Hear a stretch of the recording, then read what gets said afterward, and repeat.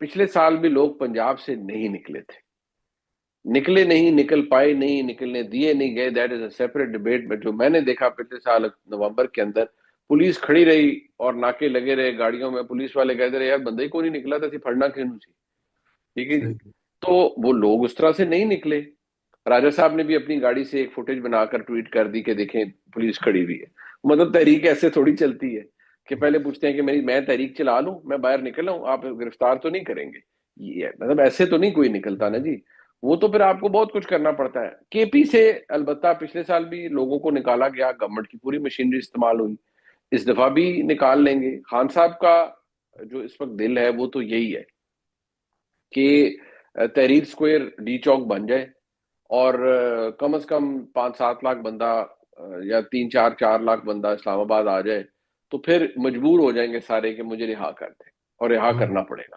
یہ خان ہوں. صاحب کی جو خواہش ہو سکتی ہے اور ہے بھی، ہوں. کیونکہ وہ یہی سمجھتے ہیں کہ اس نظام کو شکست طاقت کے زور پر دی جا سکتی ہے. عوامی طاقت اتنی زیادہ ہو کہ سب تلپٹ ہو جائے اور سب دوڑ لگا دیں.